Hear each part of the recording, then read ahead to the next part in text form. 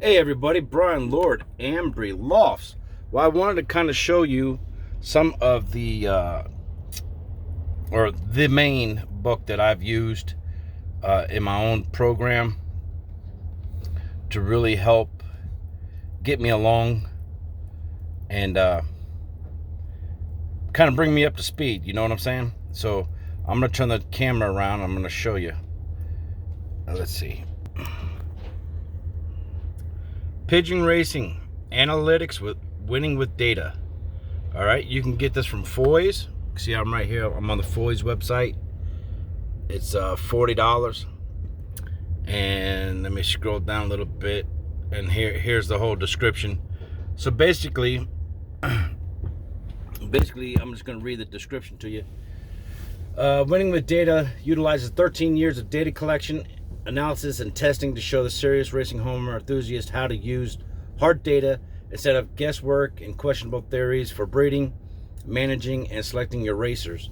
If you're tired of trying to improve your race results with the latest, newest, and even more expensive miracle drugs and ready to actually upgrade the genetic quality of your pigeons as well as your techniques for handling them, you owe it to yourself to read this book. So, yeah, I agree with that 1,000%.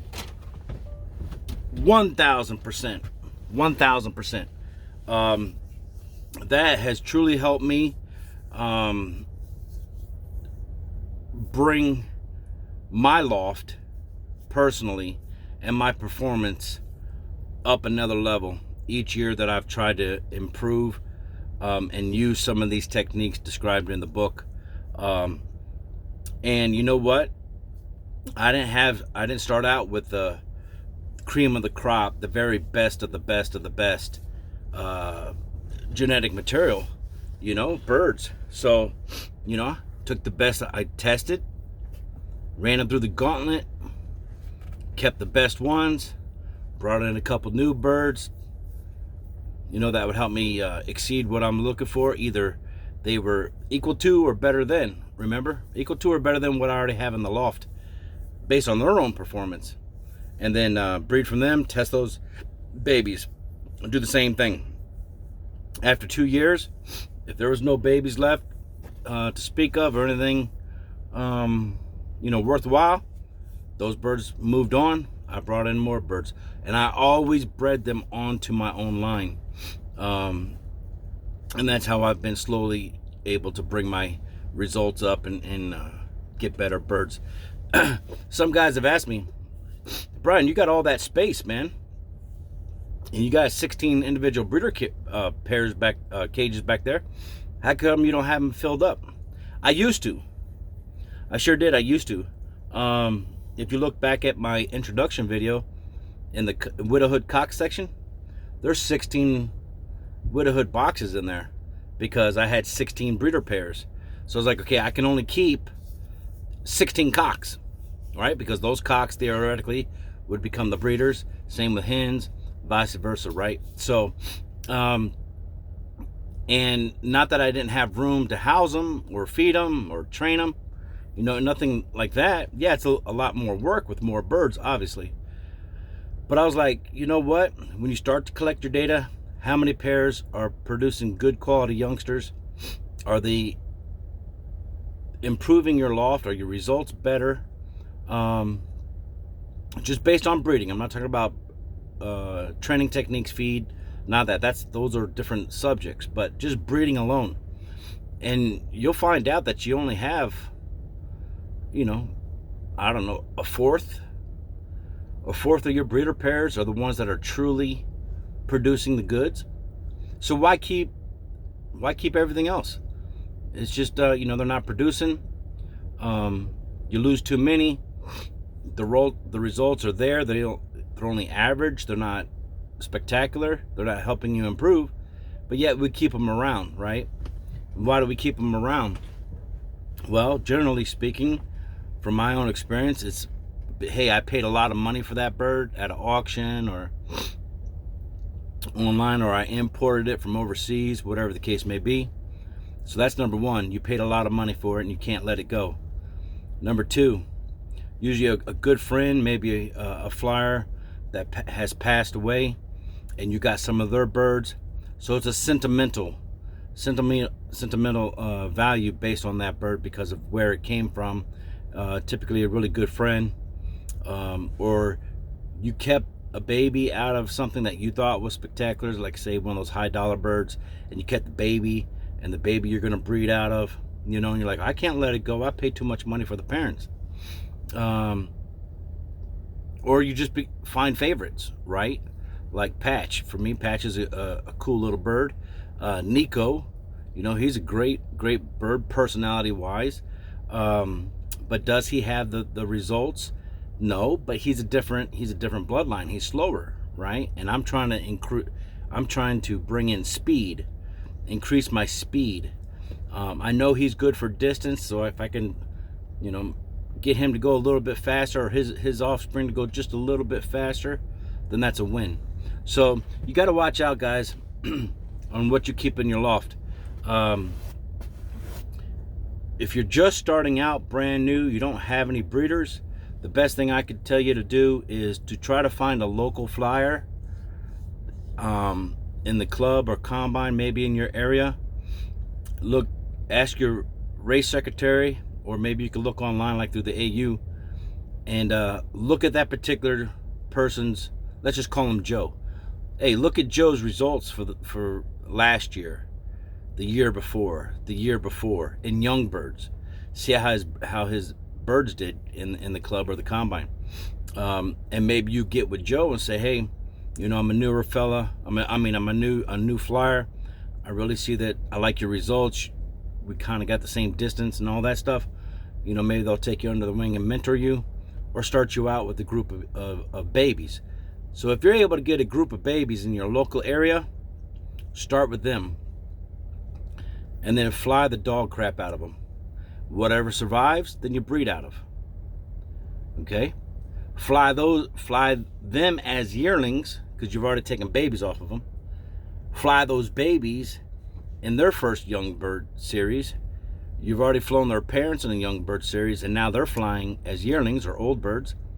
Okay? See what's left. Whatever babies you have left, you should keep the parents to those. Maybe you've lost them racing in yearlings or whatever. But if you've only got 4 babies left,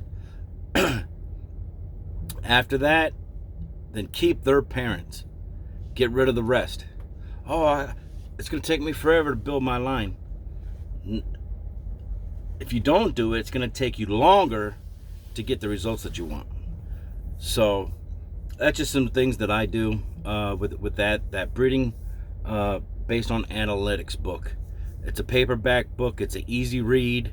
You don't have to have a degree in math and all this other shit or statistics, anything like that. It's a very easy read, and just start documenting your own stuff. Give yourself a year, write everything down, use a spreadsheet on the computer, whatever you'd like to do, and then go back and say, okay, how many babies I got left after this young bird series? Who's their parents? Everybody else, they go to your tier 2. Those birds you'd make tier 2, and say, okay, you guys get one more year, right? You've already established who your tier 1 is, these parents to these babies, right? Maybe you mix them up a little bit, breed out of your tier 2. Now what do you have left on year 2 for babies? How many of those tier 1 babies are still around compared to their parents? How many of those babies are left out of tier 2 compared to their parents? If you got birds left out of tier 2, the parents that you don't have babies out of no more, they're gone. They're automatically gone. So you want to kind of cycle your breeding loft all the time. Another great place to start is buying a young bird kit off the internet. You can find them not so cheap as they used to be, but they're out there. But start local in your local area. Try to get those birds. A lot of times they'll give them to you for free, whatever, or just a few dollars per bird. If not, you're gonna have to go to the auction sites, and you might be able to, acquire, 4 here, 4 there, 4 here, hopefully from the same breeder. But that's not always the case. A few years back, you used to be able to buy 10 birds in a kit, 8 birds in a kit, not so much anymore that I've seen. And just build your family that way. Whatever survives the racing series, and they have to go to every race. Every race. It's important. Because how you gonna track your data? Oh, well, I skipped this one because of this. Well, if the bird has to skip that race, let's say it's missing its 9th or 10th flight feather. Okay, so then you note it. Okay, but that bird has to go skip that week and has to go the next week. So he may just jump over the 150 and go straight to the 225. So maybe it's 100 and now he's going 200. Oh well, it's the way it goes, right? You always want to test, you always want to document, and be truthful. Be truthful. In my loft there, in that main race office section, you've seen that big whiteboard, dry erase board on the wall. Excuse me. I'll make a table, and I'll put every young bird that I banded that I have in my loft after road training. So after I run the gauntlet on them in road training and we're getting ready to race, I'll write down all their band numbers and their color. That's it. I don't write what strain they are, what pair they come from, because I don't want to have I want my opinion to be biased. It's got to be neutral, right? So just band number and color. That's all I write up there. And then I'll write down, all 8 races at the top, type of deal. And for me, when the birds come home to my loft, I'll give that bird, okay, it clocked first, it clocked second, it clocked equal third. Maybe you got 2 on the drop, so they both get the equal 1. Now the next bird is going to get the number 3, right? And I'll track that for every race. Every race, I want to see who's the best bird coming to my loft, right? Because your best bird in your loft is going to be your better bird in the club, right? So I'll do that. And sometimes you'll have a bird not make it home on the day, and let's say they make it home the next morning. Well, if it's out of race clocking time, I put a 0 in red, right? So that tells me, hey, that bird was overnight. I don't know why or what's up, but it's overnight for whatever reason. For me, if the bird is overnight 2 races in a row, I take that bird off the team. He's no longer there. If the bird is overnight 1 race, comes home on the day of the next race, and then is overnight, say again on the 3rd race, that's okay. But if it hits that 3rd race, a 3rd time where it's overnight, that bird is disqualified from racing, and I'll pull him off the team. So it's 2 back-to-back overnights during the race season, the bird is removed from the team. Overnight, skip 1, overnight, skip 1, overnight again. By the time he hits that 3rd overnight, where he's removed from the team. I am only keeping birds that are on the day. And I did that. I've been doing that since I started it in 2020 is when I started accumulating the data. So 2021 I started. 2022 I tightened it up. You see what I'm saying? So between that book, my general knowledge, and doing like that, I was eliminating the knuckleheads right off the rip. If I got them knuckleheads out of there, and maybe just by happenstance at the end of the season when I see how many birds we got left, who's their parents, maybe I eliminated 2 babies off of a potentially good pair, right? Because that's all I got. Oh well. you got one more year to prove that you can be here. So I would split that pair up, give them different mates the next year, and try it again. If at the end of that season they still didn't have any babies left, well, they're out. They're out, right? So, and that's the hardest part, is getting rid of birds. So maybe that helps you, maybe it don't. But I just wanted to show you that one book. When I get home, I'll show you the other book that I have. I think it is called Racing Pigeons by Rotundo. Yeah, it's the red cover one, and that's the thicker book. Yeah, yep. The Pigeon, or Racing Pigeons by Rotundo. I could read that book back to back to back for 2 weeks, and I'll always pick something new up out of it. Now that gentleman there, his family of birds were all line bred, wind up being line bred and inbred pigeons. So that's a whole nother theory.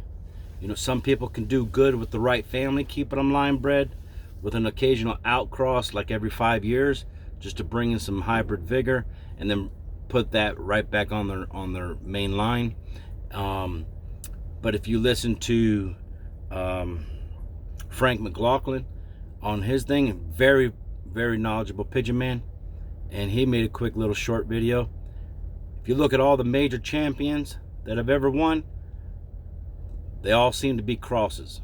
They all seem to be crosses. So I guess it kind of depends on your train of thought, because this sport with breeding and animals, it could go 500 different ways, and it doesn't mean that one way is more superior than the other, because you always find that exception to the rule, right? Where somebody did something, you know, brother sister mating, and then it, boom, champion, or you know, aunt to niece and nephew to cousin and all that shit. So I hope that helps. So you guys have a great night. We'll talk to you later.